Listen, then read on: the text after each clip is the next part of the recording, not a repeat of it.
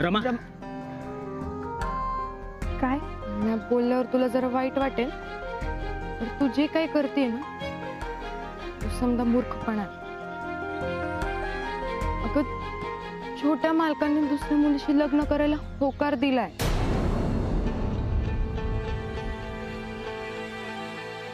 रमे कसला विचार करतेस? मला नाही वाटत आता विचार करण्यात काय अर्थ. मंजू म्हणते तसं तू मूर्खपणाच करतेस रमे. हे बघ, एक काम कर, मला असं वाटतंय की तू बाईसाहेबांशी बोलावंस. नाही म्हणजे काय, तुझ्यात आणि प्रतापरावांच्यात बिनसलं असलं तर त्या मध्यस्थी करतील ना. काय झालं तरी त्या लोकांचा खूप जीव आहे ग तुझ्यावर. तू एकदा नीट बोललीस ना, सगळा प्रॉब्लेम नीट होईल बघ. अगर हमें बोल की असं शांत बसून नाही सुटणार आहे हा प्रश्न. मी बोलू का त्यांच्याशी? नको पिंट्या दादा, थांब. हे बघ, तू काय बी बोलू नका, कारण मला असं वाटतंय मी जे काही करते ना त्यातच समजायचं भलं आहे. अगं समद्यांचं राहू दे, तू तुझं सांग. माझं काय? अरे माझा निर्णय आधीच सांगितलं की मी तुम्हाला समजायला. कसं आहे ना पिंट्या दादा, ती दुसरी मुलगी असेल ती छोट्या मालकांच्या तोला मुलाची असेल बघ. माझ्यापेक्षा लई जास्त शिकलेली असेल, श्रीमंत असेल, शहरातली असेल.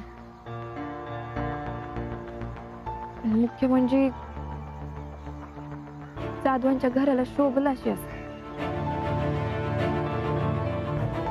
आणि यातच जर का छोट्या मालकांचं भलं होणार असेल ना तर त्यातच मला बी लई आनंद आहे. काय रमे, तू आता नकार दिलेलाच आहे म्हणून मनाचा मोठेपणा दाखवायला हे असं सगळं बोलते. पण स्वतःच्या मनाला किती दिवस फसवणार आहेस तू? नाही, मी माझ्या मनाला फसवत नाहीये. माझा विचार पक्का आहे. रमे, इकडे तिकडे बघून बोलण्यापेक्षा आमच्या डोळ्यात डोळे घालून बोल. पण जेव्हा आपल्याला उशीर होईल तर निघू आपण. अगं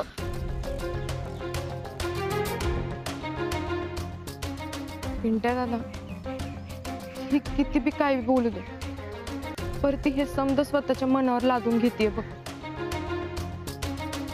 तिचा अजून बी जीव छोट्या मालकांमध्येच आहे बघ.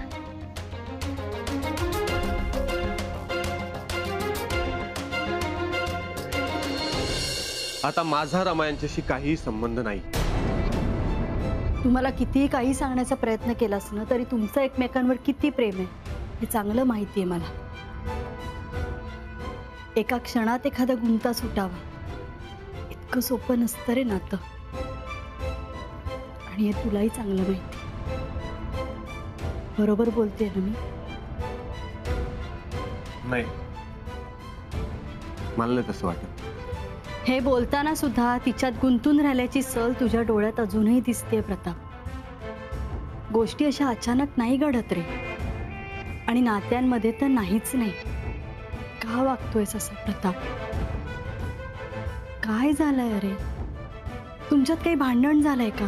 की तुमचा इगो मध्ये येतोय का? काही गैरसमज झालाय की म्हणून तुम्ही जिद्दीने हट्टाने एकमेकांपासून दूर राहताय? तसं करत असाल ना तर आपण बसून बोलू, अरे गैरसमज दूर करू. पण असं हट्टाने एकमेकांपासून दूर राहणार असाल ना तर त्याचा तुम्हाला खूप त्रास होईल. आणि तुला कुठलाही त्रास झालेला मला चालणार नाही. मी बोलू का रमाशी? नाही, काही गरज नाही. तू काय लहान नाहीयेस त्यांच्याशी जाऊन बोलाय. आणि सगळ्यात महत्वाचं म्हणजे तू त्रास करून नको घेऊस आणि तुझा वेळ सुद्धा वाया नको घालूस. मी माझ्या पद्धतीने सांभाळीन सगळं. आई, मी तुला म्हणालो ना, मी माझ्या पद्धतीने सांभाळीन सगळं. आणि माझ्या या निर्णयामुळे रावसाहेबांना खूप आनंद झाला. मला त्यांचा आनंद नाही राहून घ्यायचा. तुला दुःखात टाकून आम्ही कसे आनंदी राहू प्रताप? तुझे होणारे हाल, तुझं दुःख हे सगळं बघवत नव्हतं म्हणूनच तर रावसाहेबांनी लग्नाला परवानगी दिली ना.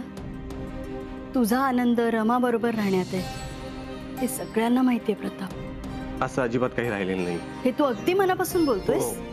हे सगळं मी मनापासून बोलतोय. आई, मला एक सांग, जर माझं आणि रियाचं लग्न झालं तर तू आम्हाला मनापासून आशीर्वाद देणार नाहीयेस का? म्हणजे तुला काही प्रॉब्लेम आहे का? तसं नाहीये प्रताप. झालं तर मग हा विषय इथेच संपला. तू माझ्या आणि रियाच्या नात्याला आशीर्वाद दे.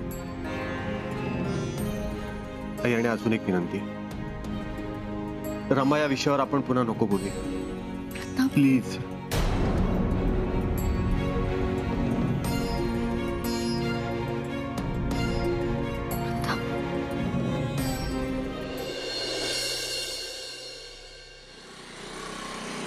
चहा दे रे. ताईसाहेब,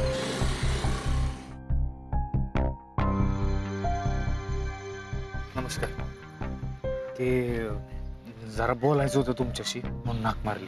जे काय बोलायचं ते वाड्यावर येऊन बोला. हे असं इथे कशाला? तुम्ही तिकडे येऊन बोला.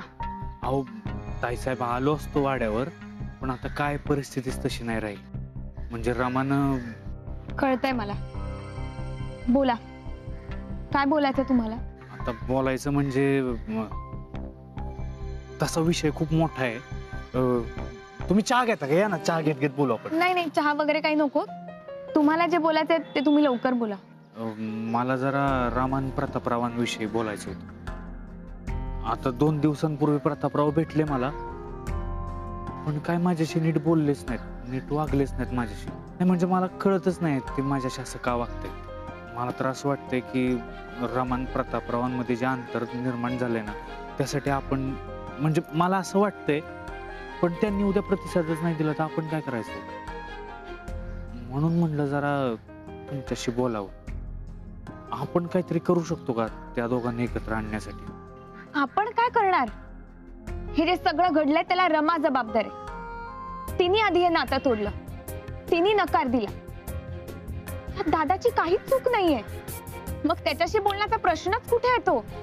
हो, पण रमा. पण ती अशी का वागली? दादाने आयुष्यभर रमासाठी थांबायचं का? तिने आयुष्यात पुढे जाऊच नाही असं वाटतंय का तुम्हाला? नाही, असं नाही वाटत मला काही. मग संपला विषय. साखरपुड्याची फक्त तारीख पुढे गेली होती, साखरपुडा मोडला नव्हता ना. मग तिला हे सगळं करायची काही गरजच नव्हती. मला वाटतं यात फक्त रमाची चूक आहे. दादांनी जो निर्णय घेतलाय तो अगदी योग्य आहे. आणि आता तुम्हाला जे काय बोलायचंय ते तुम्ही तुमच्या बहिणीशी बोला, आमच्याशी काहीच बोलू नका. आणि मला असं वाटतं या विषयावर कोणीच बोलायला नको. रमाला तिच्या मार्गाने जाऊ दे आणि दादाला त्याच्या. निघते मी.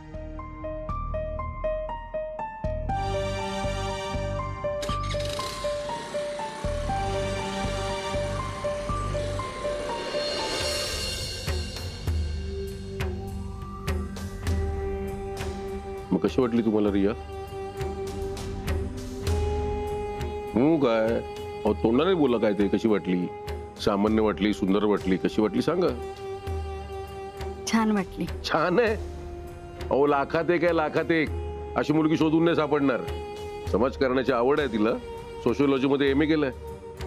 मला सांगा, सून होण्यासाठी अजून काय पाहिजे? तेच, सून म्हणून विचार करते तेव्हा असं वाटतं की शहरात वाढलेली मुलगी आहे, गावात तिला आवडेल. नाही म्हणजे कसं आहे, या मुली 4 दिवस गावात फिरायला येतात तेव्हा त्यांना सगळं आवडतं, पण कायम राहायची वेळ आली ना की त्यांना नाही आवडत आहो. आणि आता सून म्हणून यायचं म्हटलं तर जे प्रश्न तुम्हाला पडलेत ना, तेच प्रश्न मलाही पडले होते. म्हणून मी रियाशी बोललो आणि तुम्हाला सांगतो, तिचं म्हणणं हेच आहे, तिला इकडे येऊन राहायला आवडेल. मग मी सुद्धा तिला म्हणालो की तू कधीही इथे येऊन राहू शकतेस. हे बघा, तुम्ही आता अगदी विचार करू नका. रिया खूप चांगली मुलगी आहे आणि मला खात्री आहे ती आपल्या घराला अगदी योग्य रीतीने सांभाळून घेईल. आता आपण हे नातं पुढे नेण्याचा विचार करूया. आणि कधी नव्हे तो प्रतापने सुद्धा होकार दिलेला आहे, तेव्हा आपल्याकडून उगाच चाल ढकल नको. प्रताप तयार आहे, रिया तयार आहे, रियाच्या घरचे तयार आहेत, आपण तयार आहोत. लवकरात लवकर मुहूर्त काढूया आणि मंगलकार्य सुरू करूया. ठीक आहे. वासंती मावशी, ती शिदा लवकरात लवकर बाहेर ठेवा, कधी बी येतील ते घ्यायला. हा, लवकर.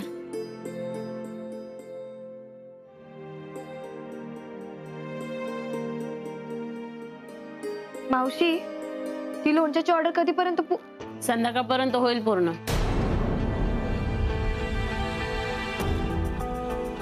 शिधा केंद्राचा चेक आला होता माझ्याकडे. हा घ्या, बँकेत डिपॉझिट करा.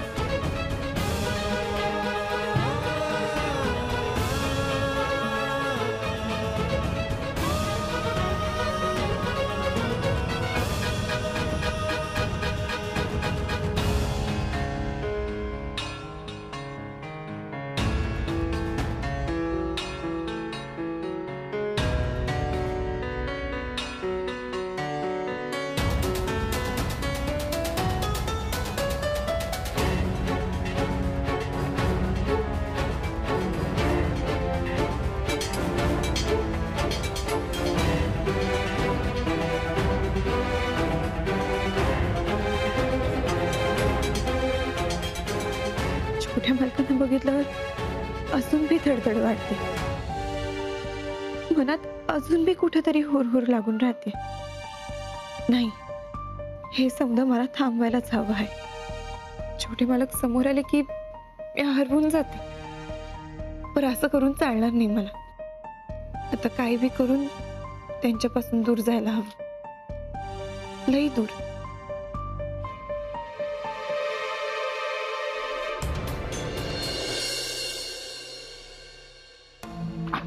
अरे सरला मामी, काय मग कसं काय चाललंय? आता नसल सांगायचं तर राहू द्या. काय ना, आमची कबूतर आहेत ना, ती समद्या खबरी घेऊन येत असतात. मग काय झालं रमाचं? काय झालं? काय झालं म्हणजे आता मलाच विचारताय? अहो छोटे मालक दुसरं लगीन करतात ना का? म्हणजे आता रमाची दाणादाण उडणार नाही. मला हे समजा ठाव होत आणि हे म्या रमाला सांगितलं बी होत. पर काय नाही म्हणजे फारच वाईट झालं हो. म्हणजे त्यांचं हे प्रेम हा गावभर काय हिंडत काय होते हा. लोकांनी त्यांना कुठं कुठं बघितलं असल आणि काय काय केलं असणार. अरे भाऊ, अगं सरला मामी, हे माझ्यावर रागवण्यापेक्षा तू तुझ्या रमावर रागवली असतीस ना तर बरं झालं असतं. काय ना सरला मामी, या समध्या गोष्टी आहेत ना, या श्रीमंत लोकांना माफ असत्या. अहो आबरू जाते ती आपल्यासारख्या फाटक्या लोकांची, कळलं ना? अहो पण ही अक्कल तुमच्या रमाला असायला पाहिजे होती की नाही? माणसानं अंतरून बघूनच पाय पसरायचे असते. झालं तुमचं बोलून? नाही ना, आहे ना. काय ह्या अशाने ना तुमचीच गावात चितू होणार आणि या डरकाळ्या कोणा पुढं तुम्ही फोडणार मला सांगा ना. अव गावात तुम्हाला तोंड दावाया जागा नाही राहिली. बोला आता. मला तर शंका आहे आता तुमची रमा कुठं खपून जाईल की नाही कुणास ठाऊक. नाही म्हणजे अशी वाया गेलेली पोरगी कोण करून घेणार ना. पास झालं तुमचं. त्याच्या पुढे एक शब्दही तुमचा ऐकायचा नाहीये मला. अव येतं कायच नाही. अव तुम्हाला अजून बरंच काय काय ऐकायचंय, कळलं ना वा?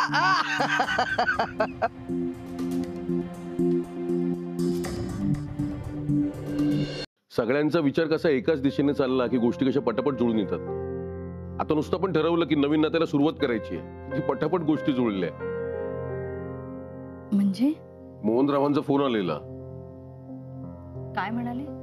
खुश होते एकदम. आमच्या बऱ्याच विषयांवर चर्चा झाली पण महत्वाचं त्यांनी सांगितलं की ते रियाला घेऊन इकडे येत आहेत उद्या आपल्याला भेटायला, लग्नाची बोलणी करण्यासाठी. का काय झालं?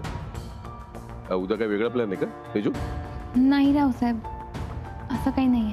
मग विचार कसला करताय? कसला नाही. अरे मग आनंदाची बातमी, जरा चेहऱ्यावर आनंद दिसू द्या. आज मला प्रतापचा खूप अभिमान वाटतो. अगदी माझ्या मनाप्रमाणे वागला तू. वसुंधरा, तुला सांगतो, अशा बरोबरीच्या, अशा तोलामोलाच्या घराण्यात नाती जुळली ना की पुढे सगळं कसं सुखाचं होईल बघ. काळजीच नको. आता लवकरात लवकर आपण मुहूर्त काढूया आणि बार उडवून देऊया. काय?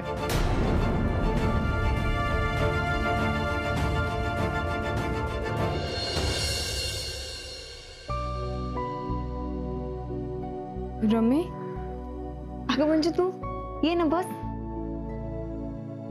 काय आज इथंच थांबणार आहेस का? अगं समध्या पाय का गेला घरी, तू का नाही गेली अजून? आणि एवढं काय काम करतेस तू? अगं मंजू, या मेणबत्त्यांचे बॉक्स काही करूनच बांधून ठेवायचे आहेत बघ. एवढे 2 बॉक्स आहेत ना, दामोदादांना बी देऊन येईल, मग ते कुरिअर करून टाकतील. अगं बरं समध्यांना सांगायचं ना, एवढ्या रात्रीची तू एकटीच करतेस काम? मंजू अगं, आधीच त्यांना समजायला लई कामं होती आणि प्रत्येकीला घरची कामं बी असतात ना. कुठे पुन्हा एवढ्या रात्रीचं थांबून ठेव त्यांना. म्हणजे आता रात्रीची थांबून तू एकटी काम करणार? मग मंजू आता काय करू, तूच सांग बरं. ही ऑर्डर काय बी करून उद्याच्या उद्या द्यायची आहे, तसं शब्दच दिलाय आपण त्यांना. आता उद्या काही वेळ मिळणार नाही म्हणून आत्ताच करून ठेवते बघ. अगं ते समज बरोबर हाय रमे, पण तू स्वतःचा जीव सांभाळ तर, आणि स्वतःला जास्त त्रास करून घेऊ नकोस. म्हणजे अगं यात कसला आलाय त्रास? उलट जशी कामं पूर्ण होतात ना, तसंच मला आनंद मिळतोय. रमे, एक सांगू का तुला? नाही म्हणजे कोणतं बी काम पूर्ण झाल्याशिवाय तुला कधी बरं वाटत नाही. पण आज कुणास ठाऊक, तर तू स्वतःला जरा जास्तच कामात गुंतवून घेतेस असं वाटतंय मला. अगं नाही मंजू, आज काय बी नाही. आणि खरंच आजच्या आज हे काम मला पूर्ण करावं लागणार आहे. बरं ठीक आहे, पण लवकर करशील. तसं जरा उशीर झालाच आहे आणि मामी बी वाट बघत असेल ना. एक काम करू का, म्या थांबते, तुम्हाला सांग काय करायचं ते, म्या करून देते तुला. हा? अगं नाही नाही, 5 मिनिटाचं काम राहिले बघ. एवढं झालं की मी आम्ही घरीच जाणार आहे. तू निघ पुढं. बर लवकर जाशील. येते.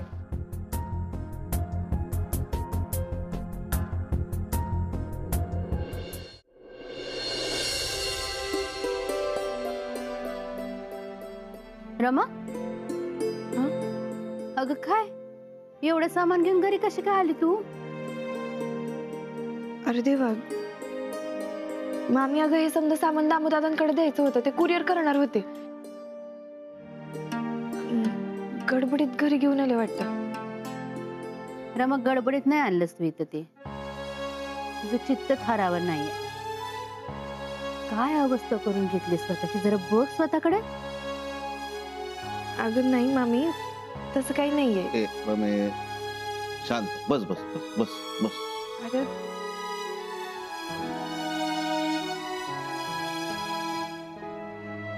कसं आहे ना रमे, तुझ्या हातून लहान सहान चुका कधीच होत नाही. आणि एखादी गोष्ट तुझ्या लक्षात राहत नाही असं तर कधीच होत नाही. मला वाटतं तू मनात काहीतरी लपवून ठेवलंय. तुझं मन ना कुठेतरी अडकून पडलंय, हो ना? अरे नाही मामा, तसं काय बी नाहीये. आणि जे होतं ते सांगितलंच की तू मस्ती. अगं हो, तू म्हणतेस त्याच्यावर विश्वास आहेच आमचा. तुझ्या आणि छोट्या मालकांमध्ये तर कुठलंही नातं नाही, हेही मान्य केलंय आम्ही आता. पण आता आम्ही जे सांगतो ना ते ऐकायचं. तुझ्यात आणि छोट्या मालकांमध्ये काय काय घडले ते सगळं माहिती आहे आम्हाला. आणि छोट्या मालकाने दुसऱ्या मुलीशी लग्न करण्याचा निर्णय घेतलाय हेही माहिती. आधीच आपल्या घरादाराची खूप शोभा झाली. तुमचं दोघांचं प्रेम गावात चावडीवर सगळीकडे चर्चेचा विषय झाला. रावसाहेब आपल्या घरी येऊन नको नको ती बोलून सुद्धा गेली. आणि तुला जर असं वाटत असेल ना गावातले लोक शेजारी पाजारी या सगळ्या गोष्टी विसरून गेलेले असेल तर तसं अजिबात नाहीये. सगळ्या गोष्टी सगळं लक्षात आहे त्यांचं. आणि वेळ पडली ना तर बरोबर टोचून बोलतील. आपल्याला लागेल असं बोलतील, मनाला त्रास होईल असं बोलतील. आणि आपण त्यांना काहीही बोलू शकणार नाही, कारण आपल्याकडे त्यांना द्यायला उत्तर नसणार. त्यामुळे आम्ही दोघांनी एक गोष्ट ठरवली आहे. पाखाडीचं एक स्थळ बघितले तुझ्यासोबत. अगं मुलगा चांगला आहे, त्याला भेट बोल त्याच्याशी. बरा वाटलं तर हो म्हण आणि स्वतःचा संसार सुरू कर. कसं आहे ना रमा, जे घडून गेलं ना ते आता विसरून जा, नव्याने सुरुवात कर. पोरगा तसा चांगला आहे आणि त्याचं घरदार पण चांगलं आहे, तेव्हा नाही म्हणू नकोस काही. तसं बी आता सुमी गेल्यामुळं 1 वर्षाच्या हात तुझं लग्न उरकायला हवं, नाहीतर काय बी करता येणार नाही. बघ, आलेल्या स्थळाला होकार देऊन टाक.